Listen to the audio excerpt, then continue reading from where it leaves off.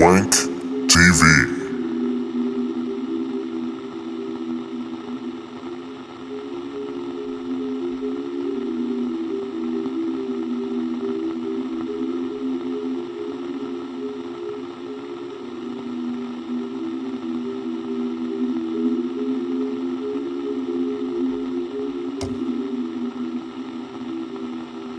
Good evening.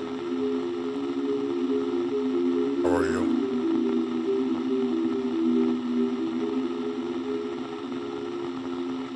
Let's have a conversation.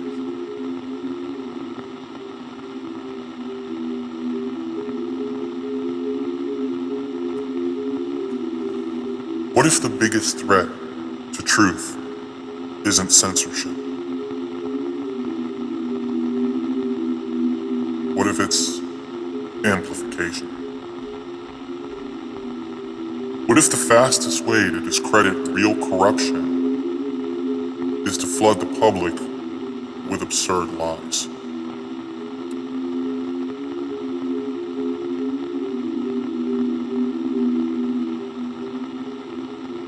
And let us spread them ourselves. Think about it. What if you wanted to hide something real? You wouldn't silence everyone. You'd give them just enough leaks,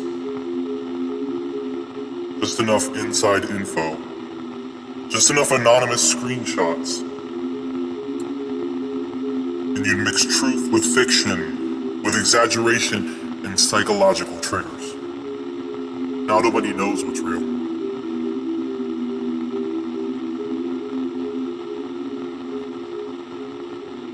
Thought about that? Here's an old tactic in intelligence strategy. You don't stop the opposition. You control it.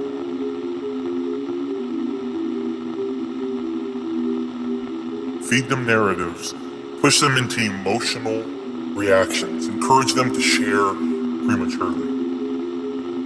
And when the claims collapse, you don't just credit the lie.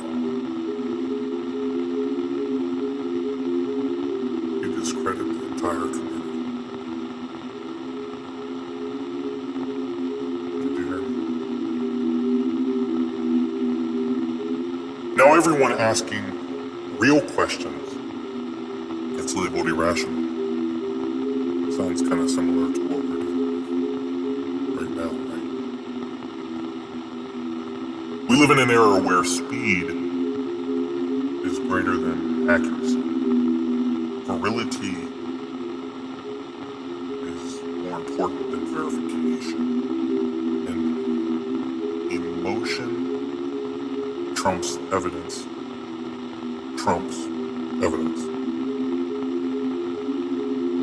If something makes us angry, afraid, outraged, we hit share. But ask yourself, who benefits?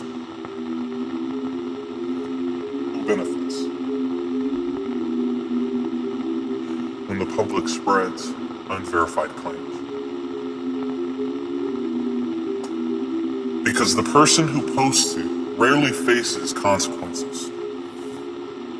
But the movement attached to it, now that's a different story. Here's the uncomfortable question I have been asking myself. What is the burden of proof on the average citizen who shares information on the internet or across channels like Reddit or whatever we're using to disseminate information or spread it? Who shares in the consequences of that?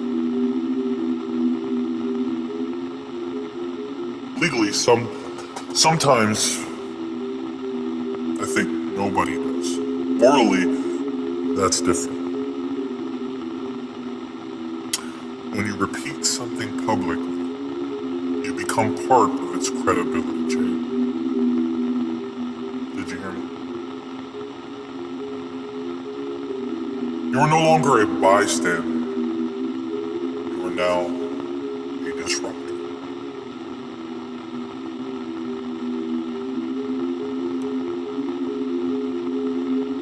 And if that information is false, even accidentally, you helped the narrative.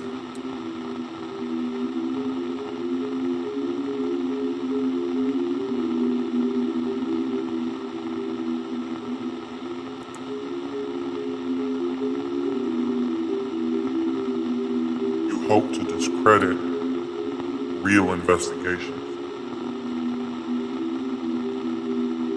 Does that not sound like something? Does that not sound like something that's taking place right now? What if some of the most outrageous theories aren't accidents? What if they're planted? What if not to convince you, but to make you look foolish?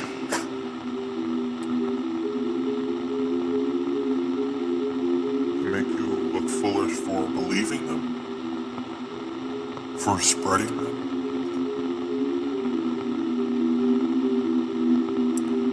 Because once enough wild claims circulate, any legitimate corruption exposed later gets lumped into the same category. Just another conspiracy. And that's a trap. We have to be smarter.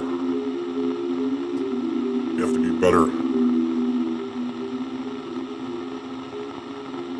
So here is my question to all of you. Is it wise to share information without validating sources? Is it? I mean, are screenshots proof? Are anonymous posts evidence? Are we...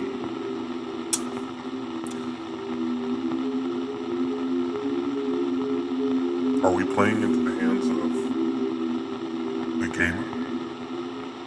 Or the game master? Or in Dungeons and Dragons you get a dungeon master. So are we playing into the hands of the dungeon master?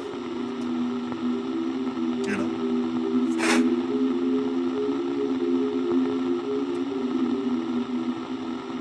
If truth matters, then evidence must matter more, right? Can we agree on that?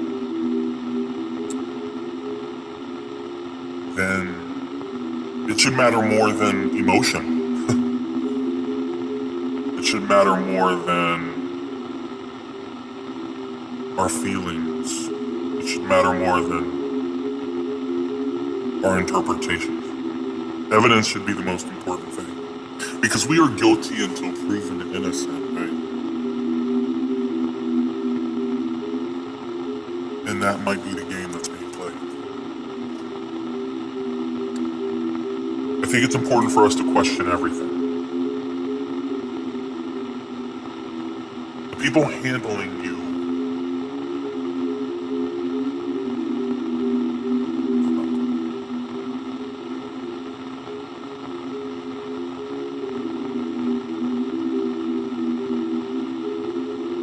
investigate, cross-reference, look for primary sources, look for documentaries, not for captions, data, not drama. Because if truth is the goal, then discipline is required. It's important for you to know that.